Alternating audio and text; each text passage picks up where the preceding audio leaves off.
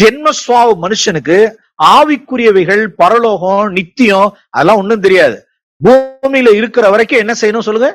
நல்லா புசிக்கணும், சாப்பிடணும், தூங்கணும், நல்லா அனுபவிக்கணும். அவனுக்கு பரலோகம், நித்தியம், போக்கு அதெல்லாம் என்ன தெரியாது. பன்றி லைஃப் ஜென்ம சுவாபத்துக்குரிய மனுஷன். ஆவிக்குரியவன் நமக்கு தெரியும். ஆண்டவராகிய இயேசு கிறிஸ்துவை என்ன செய்து ஏற்றுக்கொண்டு மறுபிறப்படைந்து பரிசுத்த ஆவியினுடைய நிறைவை பெற்று ஆவியின் பிடி ஆவியிலே பிழைத்து ஆவியிலே நடக்கிற மனுஷன் யாரு? ஆவிக்குரியவன். அவன தெரியும். இந்த ரெண்டு பேருக்கு இடையில இன்னொருத்தர் இருக்கான். 3ஆம் அதிகாரத்துல வாசிக்கிறோம் பாருங்க. இந்த ஜென்மஸ்வாவ மனுஷனுக்கும் அடுத்தது இந்த ஆவிக்குரியவனுக்கு இடையில இன்னொருத்தர் இருக்கான். அவன் யாரு அப்படின்னா அவன் மாம்சத்துக்குரியவன். 3ஆம் அதிகாரத்துல வாசிக்கிறோம். கொரிந்து பட்டணத்தில் உள்ள சர்ச்சில் அநேகர் யார் அப்படின்னா மாம்சத்துக்குரியவர்கள். சகோதரரே, நான் உங்களை ஆவிக்குரியவர்கள் என்று எண்ணி உங்களுடனே பேசக்கூடாமல் என்னத்துக்குரியவர்கள் என்று மாம்சத்துக்குரியவர்கள் என்றும் அப்புறம் கிறிஸ்துவுக்குள் குழந்தைகள் என்றும் எண்ணி பேச வேண்டியதாயிற்று. அப்ப கிறிஸ்துவுக்குள் குழந்தைகள்ல அவங்க மறுபடியும் என்ன செஞ்சுட்டாங்க? அப்ப சொல்லுங்க, மறுபடியும் பிறந்துட்டாங்க. ஆண்டவராகிய இயேசு கிறிஸ்துவை விசுவாசித்து மனம் திரும்பி விசுவாசித்து ஏற்றுக்கொண்டார்கள், ஞானஸ்தானம் பெற்றார்கள். ஓகே, சரி, வளர்ந்தார்களா? ஆவிக்குரியவருடைய நிலைக்கு வளர்ந்தாங்களா? என்ன செய்யல? வளரல. இதுதான் சபையில உள்ள பெரிய பிரச்சனையே. இதுதான் இன்னைக்கு வெளியில உள்ள சபைக்கு வெளியில இருக்கிறவன் உலகத்தான், துஷ்ட மிருகம், ஜென்ம சுவாபத்துக்குரியவர்கள், நேச்சுரல் மென். இங்க யார் அப்படின்னா இங்க யாரும் இங்க கலப்பு எது இருக்கு அப்படின்னா எது? கொரிந்து பட்டணத்தினுடைய சபையில், கொரிந்து பட்டணத்தில் உள்ள சர்ச்சில் அவர்களுக்கு அறிவு இருக்கு, வார்த்தை இருக்கு, அந்நிய பாஷை இருக்கு, ஊழியம் இருக்கு, வரங்கள் இருக்கு, கிரியைகள் இருக்கு, எல்லாம் இருக்கு. சபை கூடுகை இருக்கு, அப்பம் பிட்குதல் இருக்கு. ஆனா எல்லாரும் என்ன சொல்லுங்க?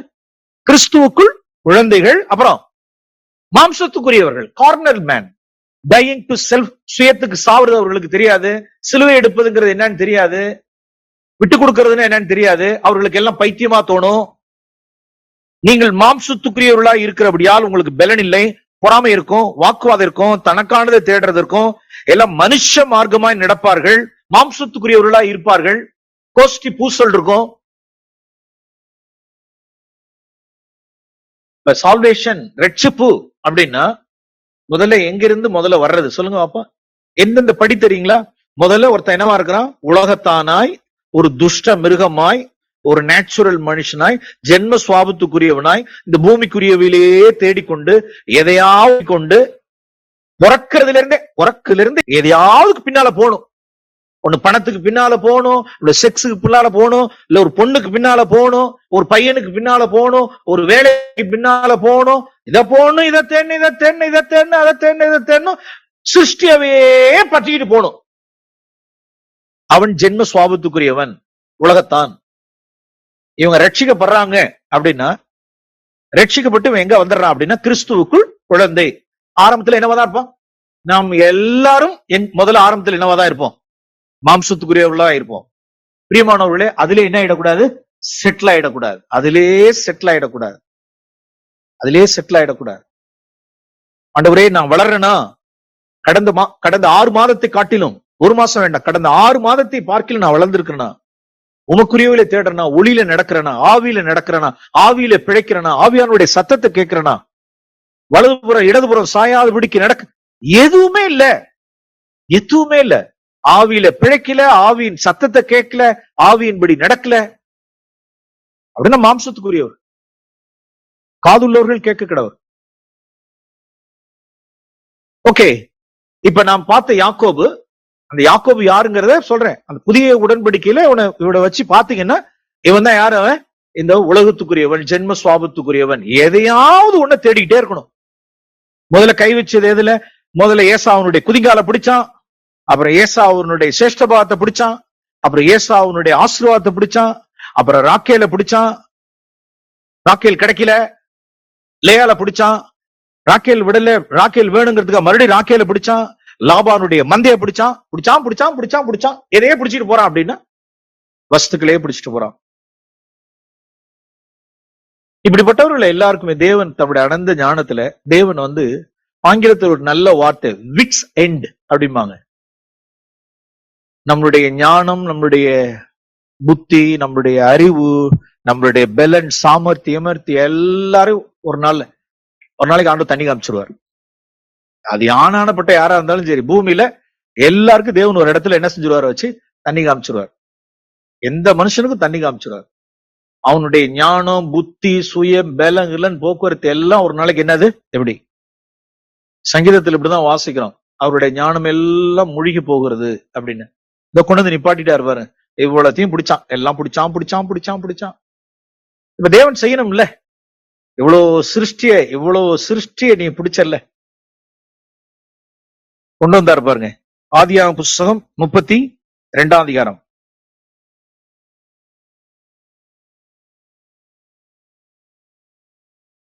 ஆண்டவர்கிட்ட நம்ம இப்படிதான் நம்மளுடைய பிள்ளைகள், ரட்சிக்கப்படாத நம்மளுடைய பிள்ளைகளோ, தேவனை தேடாத பிள்ளைகளோ, நம்மளுடைய குடும்பத்திலோ, நம்மளுடைய உறவின் முறையில் இருக்கிறவர்களோ, நம்ம யாரை குறித்து நாம் பாரம் அடைகிறோமோ, ஆண்டவரே சிருஷ்டி கர்த்தராகிய உம்மை இன்னும் பற்றி கொள்ளல, இன்னும் எதையோ பற்றி கொண்டிருக்கிறார்களே அப்படின்னு நீங்க பாக்குறீங்க.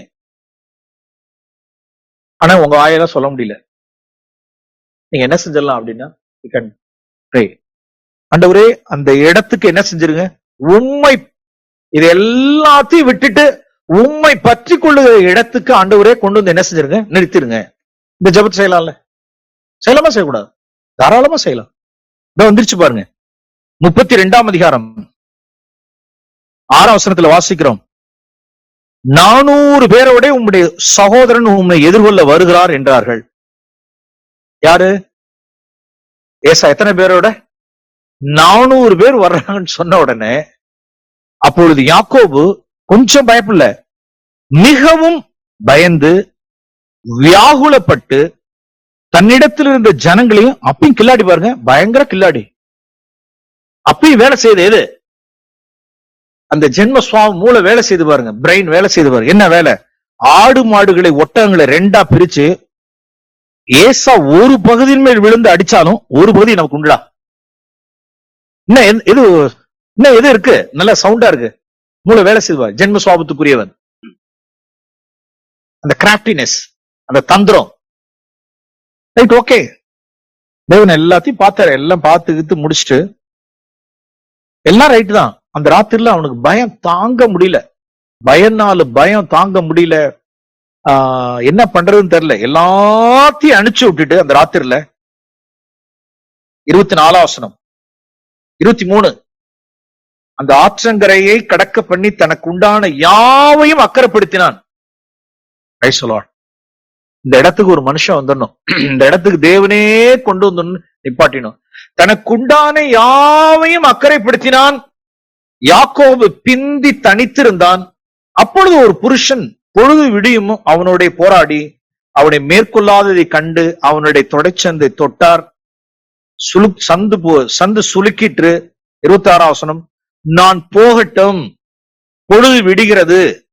அதற்கு அவன், நீர் என்னை ஆசீர்வதித்தால் ஒழிய உண்மை என்ன செய்ய. இப்ப யார பிடிச்சிட்டான் சொல்லுவான். அப்போ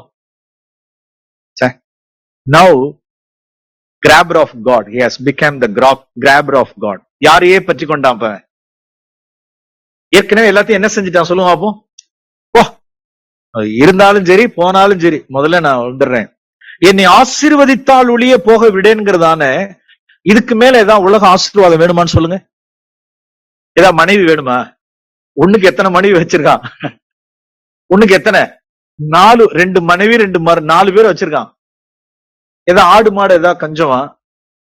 இல்ல பிள்ளைங்க பஞ்சமா? பிள்ளைங்க எண்ணிக்கையில இருக்காங்க, அப்புறம் மனைவிமார்கள் இருக்காங்க, ஆஸ்திகள் இருக்காங்க. இன்னுமே அவன் ஆசீர்வதிக்கிறதுக்கு எல்லாம் வேற ஒண்ணு உலக நீங்க என்ன ஆசீர்வதித்தால் ஒழிய அப்படின்னா என்ன அர்த்தம்? போதும். நான் எதுக்கு பின்னால போதும்? இந்த உலகத்துக்கு பின்னாலே, இந்த உலகத்தினுடைய ஐஸ்வர்யத்துக்கு பின்னாலும், வஸ்துகளுக்கு பின்னாலும், ஜனங்களுக்கு பின்னாலும் நான் போனது என்னது போதும். எனக்கு இப்ப யார் வேணும் அப்படின்னா, யார் வேணும் எனக்கு? நீங்க வேணும். யார பிடிச்சுக்கிறேன்? உம்மை பிடிச்சுக்கிறேன். Praise the Lord. This is salvation. ஒரு மனுஷன் எதுலயோ பற்றி கொண்டிருந்தவன் கடைசியில எதை பிடிச்சுக்கணும் அப்படின்னா, ஆண்டவர் பிடிச்சுக்கணும். He should become a grabber of God. தேவனை அவன் பற்றிக் கொள்கிறவனாய் மாறணும். ஆமென். நம்மளுடைய நாமும், நம்மளுடைய சந்ததியும், நம்மளுடைய பிள்ளைகளும், ஆண்டவரே இந்த இடத்துக்கு எங்களை கொண்டு வந்து என்ன செஞ்சிருங்க? நிறுத்திருங்க. வேற எதையும் பற்றி கொண்டிருக்க கூடாது. இன்னைக்கு எதையோ பற்றி கொண்டிருக்கிறாங்க. உலகத்தையும், ஃப்ரெண்ட்ஸையும், இருக்கக்கூடியதான என்டர்டைன்மெண்ட்ஸையும், பாவத்தையும், சிற்றின்பங்களையும், ஆஸ்தியையும், அம்பிஷன்ஸையும் என்ன செய்து கொண்டிருக்கிறவர்கள், பற்றி கொள்ளுகிறவர்கள் மத்தியில ரட்சிப்பு அப்படின்னா என்ன அப்படின்னா, இதெல்லாம் பிடிக்கிறத விட்டு எதுக்கிட்ட வந்துடணும் அப்படின்னா, கர்த்தரை பற்றி கொள்ளுகிறவன் ஆகணும். அதுக்கப்புறம் அவனுடைய ஸ்டோரி எல்லாம் நமக்கு தெரியும். இப்ப நான் ஷார்ட்டா சொல்றேன், வசனத்தை திருப்ப வேண்டாம். அவனுடைய மனைவி, அவன் விரும்பி நேசித்த ராக்கேல் மரிக்கிறா. கொஞ்ச நாட்களே மரிக்கிறா. அவனுக்கு ஒரு பாதிப்பு இல்ல. ஏன்? அவன் யாரை பிடிச்சிட்டான் சொல்லுங்க? அவன் தேவனை பற்றி கொண்டான். அடுத்தது திடமா நிக்க முடிஞ்சது பாருங்க. 14 வருஷம் நேசித்த முதல் அந்த ராக்கேல் ஆண்டவர் முதல்ல தூக்குறாரு. கஷ்டம்தான். ஆனால் யாரை பற்றி கொண்டிருக்கிறான்? நிலகுலைஞ்சு போக வேண்டியது இல்ல, பேக் ஆக வேண்டியதெல்லாம் கிடையாது. பேக் ஆகலாம் வேண்டியது இல்ல, தெளிவா இருக்கான். அதை காட்டிலும் அவனுடைய உயிரே போன மாதிரி இருந்துச்சு. யார் எடுத்தது? அவனுடைய குமார் யோசேப்பை. அவனை பொறுத்த வரைக்கும் என்னதான்? அவனை பொறுத்த வரைக்கும் செத்துட்டான். அவன் செத்துட்டான். உயிரோட இருக்காங்கிறதெல்லாம் அப்புறம், நமக்கு ஸ்டோரி இன்னைக்கு தெரியுது. அவனை பொறுத்த வரைக்கும் உயிர் போயிடுச்சு தான், புள்ள போயிடுச்சு. ஓகே, துக்கத்துல இருந்தான். ஆனா எதுல ஸ்ட்ராங்கா இருக்கான்? Very strong. அவன் தேவனை பற்றி கொண்டான். இந்த பக்கம் மனைவி போனா என்ன, இந்த பக்கம் புள்ள போனாதான் என்ன. ஒரு பக்கம் மனைவி போனாலும், தான் நேசித்த பிரியமான மனைவி போனாலும், தான் மிகவும் பிரிய வைத்திருக்கிறதான யோசேப்பு என்ன செஞ்சாலும் சரி, 10 பிள்ளைகளை பார்க்கிலும் அதிகமாய் நேசித்த அந்த பிராணனுக்கு ஈக்குவலா நேசித்த அந்த பிள்ளை போனாலும் தெளிவா இருக்கான். That is salvation. ஒரு பழைய ஏற்பாட்டு மனுஷன் நமக்கு திருஷ்டாந்தமா இருக்கிறார். அவன் கடைசியில அவனுடைய வார்த்தை குறித்து நான் வாசிக்கிறோம். எபிரேயர் புஸ்தகம், எபிரேயர் 11ஆம் அதிகாரம்.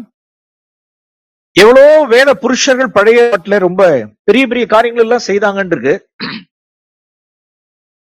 விசுவாசத்தினால் வேத புருஷர்கள் பழைய ஏற்பாட்டுல எவ்வளோ பராக்கிரமங்கள் எல்லாம் செய்தாலும், இந்த ஒரு வார்த்தை ரொம்ப பியூட்டிஃபுல்லான ஒரு வார்த்தை 21ஆம் வசனத்தில் வாசிக்கிறோம். விசுவாசத்தினாலே யாக்கோபு தன் மரண காலத்தில் யோசேப்பினுடைய குமாரர் இருவரையும் ஆசீர்வதித்து தன் கோலின் முனையிலே சாய்ந்து கர்த்தரை என்ன செய்து கொண்டான்? தொழுது கொண்டான்.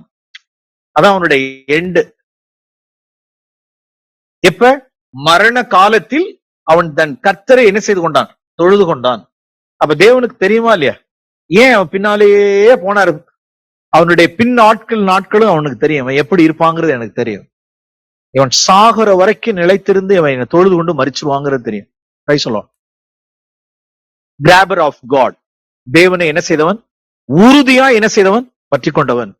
அதுக்கு முன்னால எதையோ பற்றி கொண்டான். எதையோ பண்ணிட்டு இருந்தான். பரவாயில்ல, தேவன் ஒரு ஸ்டேஜ்ல கொண்டு வந்து மாத்தினார். இது certain people ஏதோ போயிட்டு இருப்பாங்க. நாம் இன்னொரு காரியத்தை நான் வாசிக்கிறோம். ரூத்தை குறித்து நான் வாசிக்கிறோம். ரூத்தின் புஸ்தகம். இவள் கர்த்தரை பற்றி கொண்டா பாருங்க. இவ வேற எதையெல்லாம் அவன் எதோ பற்றி கொண்டு தேவன் அவனுடைய வாழ்க்கையை விட வேண்டியதா இருந்துச்சு. ரூத் அப்படி இல்ல பாருங்க. அவரு மோவாபிய ஸ்திரீ. அவள் ஒரு மோவாபிய ஸ்திரீ. அவளுடைய புருஷன் இறந்துட்டான். சின்ன வாலிப பெண். இன்னொரு கல்யாணம் போய் பண்ணிக்கணும்னா ஊர்ல போய் பண்ணிக்கலாம். அவளுக்கு அவளுடைய சகோதரி ஆகிய அந்த ஓஃபால் அவ என்ன செய்தா அப்படின்னா தன்னுடைய ஜாதி ஜனத்துக்கும் தன்னுடைய கலாச்சாரத்துக்கும் தன்னுடைய ஊருக்கும் தன்னுடைய தேவர்களுக்கும் அவ திரும்பி போய் கல்யாணம் பண்ணி என்ன செய்யணும்? இப்ப கல்யாணம் பண்ணிக்கணும், ஒரு குழந்தை பெத்துக்கணும், சந்தோஷமா இருந்துக்கணும், ஜாதி ஜனத்தோட இருக்கணும், தன் தேவர்களை தொழுதுக்கணும் அப்படின்னு மாமி சொன்ன மாத்திரத்துல குட் பைன்னு சொல்லிட்டு அவ போட்டு போயிட்டான். இவளுக்கு என்ன? இவளுக்கு என்னென்னலாம் இருக்க போகுது, யூதேயாவுல போய் இவளுக்கு என்னென்னலாம் இருக்க போகுதுன்னு இவளுக்கு தெரியாது. இவ பற்றி கொண்டா பாருங்க.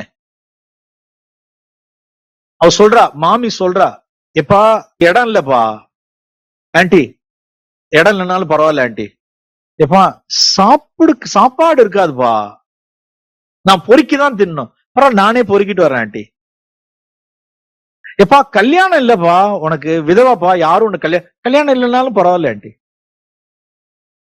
புருஷன் இல்ல, குழந்தை இல்லைன்னாலும் பரவாயில்ல, ஜாதி ஜனம் எல்லாம் வேற கலாச்சாரம்பா, வேற ஜனங்கள் போக்குவரத்து, பரவாயில்ல ஆண்டி, அப்புறம் உனக்கு என்னதான் வேணும்? எனக்கு ஜெகோவா வேணும். ஆமென். இந்த மாதிரி நம்மளுடைய வாலிபர்கள் எழும்பிட்டா எப்படி இருக்கும்? நம்மளுடைய வாலிபர்கள், எனக்கு எதுவும் வேண்டாம், எனக்கு ஜீசஸ் தான் வேணும், ஒரே அம்பிஷன், சிங்கிள் மைண்டட், ஒரே மனது உடையவளா இருந்த ஓர்ஃபால் டபுள் மைண்ட். ஓர்ஃபால் எத்தனை மைண்ட்? Double minded. அத்தையோட வந்து அத்தை வச்ச டெஸ்ட்ல என்ன செஞ்சுட்டா? அவ ஃபெயில். அத்தை வச்ச டெஸ்ட்ல ஃபெயில். ரூத் அத்தை வச்ச ஃபைனல் டெஸ்ட்ல நோ. என்ன ஆண்டி திரும்ப திரும்ப திரும்ப பேசிக்கிட்டே இருக்கீங்க? போ போ போ, இனிமே இந்த பேச்ச பேசாதீங்க ஆண்டி, விட்டுருங்க ஆண்டி, நான் வர்றேன், உங்களோட தான் நான் வருவேன், எனக்கு கர்த்தர் வேணும், ஜெகோவா வேணும், உம்முடைய ஜனம், உம்முடைய தேவன், உம்முடைய தேவன் என்னுடைய தேவன், உம்முடைய ஜனம் என்னுடைய ஜனம், நான் வரேன். Price the Lord. எதை பற்றி கொண்டா? கடைசியில தேவனை பற்றி கொண்டதுனால ஏன்னா அவளுக்கு நஷ்டம் அனுச்சா பாருங்க. அவ எதெல்லாம் வேண்டாம்னு சொன்னாலோ எல்லாம் இருந்துச்சா இல்லையா? அத்தனையும் இருந்துச்சு. புருஷா இருந்தா, போவாஸ் புருஷா இருந்தா, ஓபேத் குழந்தை இருந்தது, நல்ல பெரிய எஸ்டேட் இருந்துச்சு, நல்ல வீடு வாச குழந்தை சகலத்தோட இருந்தார். ஆனா எல்லாவற்றுக்கும் மேலாக யாரை பற்றி கொண்டிருந்தா? கர்த்தரை. அருமையானவர்களே, சோ இப்படிதான் வேதத்துல நாம் இப்படி ரெண்டு கேரக்டர் பாக்குறோம். தேவன் இப்படி வச்சிருக்கிறார், கேரக்டர் இப்படி வச்சிருக்கிறார். சிலர் உலகத்துக்குள்ளாரே போவாங்க, எதுக்கோ பின்னால போவாங்க. எல்லாரும் ரூத்துன்னு சொல்லிட முடியாது, எல்லாரும் ரூத்து சொல்ல முடியாது. ஓகே, ரூத்தையும் தேவன் என்ன செய்ய முடியும்? கொண்டு வர முடியும். யாரையும் கொண்டு வர முடியும்? யாக்கோபையும் தேவன் என்ன செய்ய முடியும்? தேவனை பற்றி கொள்ளுகிறவனாய் மாற்ற முடியும். That is gospel, that is good news, encouragement. அதான் உற்சாகம். ஐயோ நான் ரூத்து மாதிரி இல்லையே அப்படின்னா இல்ல, யாக்கோபு மேல போயிருந்தாலும் வந்து என்ன செய்யலாம்? தேவனை பற்றி கொள்வதற்கு தேவனை என்ன செய்ய முடியும்? வழி நடத்த முடியும். ஓகே, இறுதியாய் பிலிப்பியருக்கு எழுதின நிருபம், அப்போஸ்தலனாகிய பவுல் பிலிப்பியருக்கு எழுதின நிருபம் 3ஆம் அதிகாரம்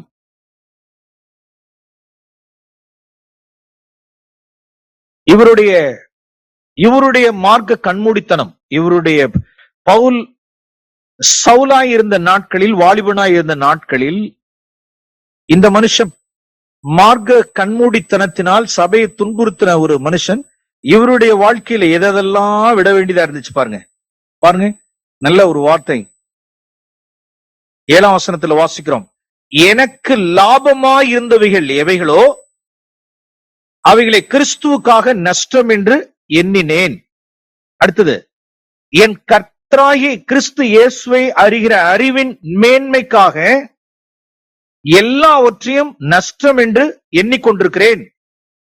இவன் எதை கூட, என் திருமணத்தை கூட, அவர் திருமணத்தை கூட யோசிக்கல. யாரு?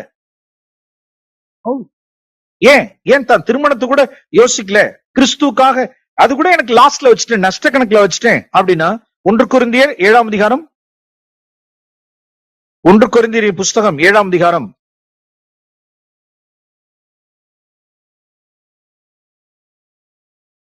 வாசிக்கிறோம்ல 32ஆம் வசனத்தில். ஏன்னா அவருடைய 29 சொல்றார், சகோதரரே நான் சொல்லுகிறது என்னவெனில், இனி வரும் காலம் குறுகினதானபடியால் மனைவிகள் உள்ளவர்கள் மனைவிகள் இல்லாதவர்கள் போலவும், அழுகிறவர்கள் அழாதவர்கள் போலவும், சந்தோஷப்படுகிறவர்கள் சந்தோஷப்படாதவர்கள் போலவும், கொள்ளுகிறவர்கள் கொள்ளாதவர்கள் போலவும், இவ்வுலகத்தை அனுபவிக்கிறவர்கள் அதை தகாத விதமாய் அனுபவியாதவர்கள் போலவும் இருக்க வேண்டும். இவ்வுலகத்தின் வேஷம் கடந்து போகிறது. நீங்கள் கவலையற்றவர்களாய் இருக்க விரும்புகிறேன். விவாகம் இல்லாதவன், இப்ப தன்னை அவரே வச்சு பாத்துக்கோ. நம்ம சமயத்துல ஒரு வசனத்தை வாசிக்கிறப்ப இந்த எழுதினவருக்கு அந்த பின்னால எழுதினவரை பார்க்க என்ன செஞ்சிருவோம்? விட்டுருவோம். யார் இப்ப விவாகம் இல்லாதவன்? பவுல். விவாகம் இல்லாத பவுல் கர்த்தருக்கு எப்படி பிரியமாய் இருக்கலாம் என்று கர்த்தருக்குரியவைகளுக்காக கவலைப்படும்படிக்கு என்ன செஞ்சுக்கவே இல்லை, பண்ணல. ஏன் அப்படின்னா அவர் சொல்றாரு பாருங்க 35ஆம் வசனத்தில், இதை நான் உங்களை கண்ணில் அகப்படுத்த வேண்டும் என்று சொல்லாமல் உங்களுக்கு தகுதியாய் இருக்கும் என்றும், நீங்கள் கவலை இல்லாமல் எப்படி இந்த உலகத்துக்கு அடுத்த கவலை இல்லாமல் கர்த்தரை பற்றி கொண்டிருக்க வேண்டும் என்று உங்களுடைய சுய பிரயோஜனத்துக்காகவே என்ன செய்கிறேன் சொல்லுகிறேன். இன்னும் கேட்டா, உங்களுக்கு விருப்பம் இருந்தா என்ன ஃபாலோ பண்ணுங்கன்னு கூட என்ன செய்வார்? தன்னுடைய அபிப்பிராயத்தை சொல்லுவார்.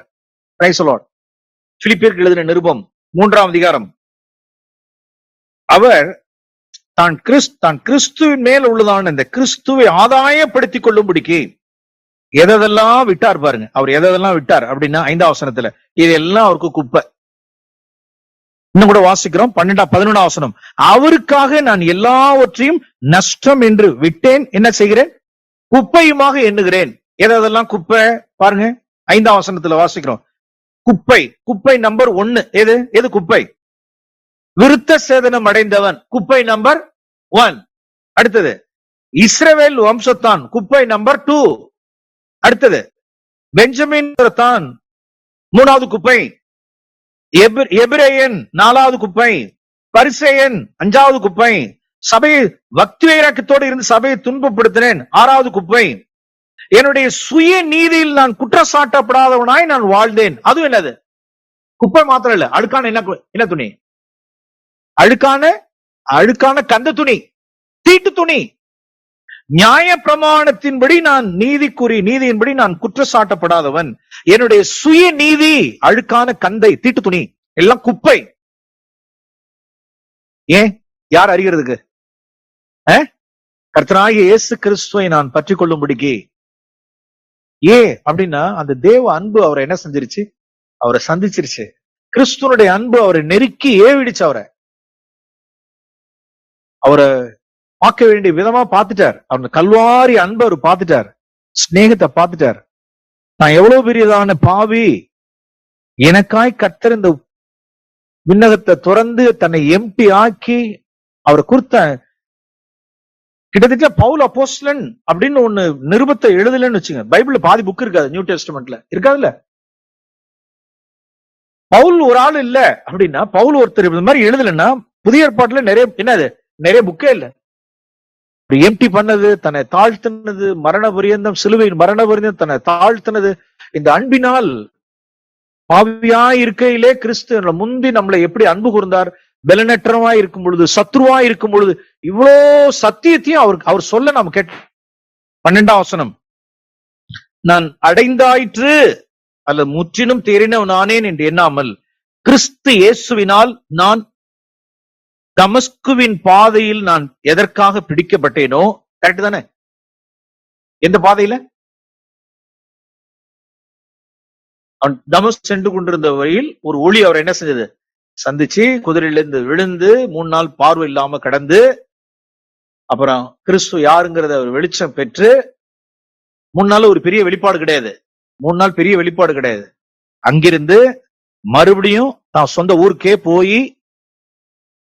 ஊருக்கு போய் அங்கிருந்து தர்சு பட்டணத்திலிருந்து போய் அங்கிருந்து கிளம்பி அரபிக்கு போய் அங்க 3 வருஷம் பாலைவனத்துல இருந்து கர்த்தராகிய இயேசு கிறிஸ்து மூலமாகவே இந்த சுவிசேஷத்தினுடைய வெளிப்பாட்டை வேற யாரோ இல்ல, வேற தூதன் அல்ல, ஒரு ஊழியக்காரன் இல்ல, யார் மூலமாவே? இயேசு கிறிஸ்து மூலமாவே வெளிப்பாடு பெற்று திரும்பி வராருப்ப. அப்ப அவர் சொல்றாரு பாருங்க, கிறிஸ்து இயேசுவினால் என் ஆண்டவர் எதுக்காக பிடிச்சாரோ அதை நான் பிடித்துக் கொள்ளும்படி எப்படி தொடர்கிறேன்? ஆசையாய் தொடர்கிறேன். என்ன பிடிச்சிட்டாரு அப்படின்னா, என்ன தமஸ்கு வெளியில நான் போயிட்டு இருக்கும் பொழுது, சவுலே யூ ஆர் அண்டர் அரெஸ்ட். எப்படிங்க? You are under arrest. நான் உன்னை அரெஸ்ட் பண்ணிட்டேன்.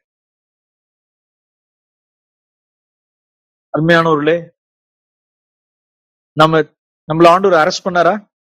அரெஸ்ட் பண்ணிட்டாரா இல்லையா? நம்ம அரெஸ்ட் பண்ணப்பட்டவர்கள் தானே.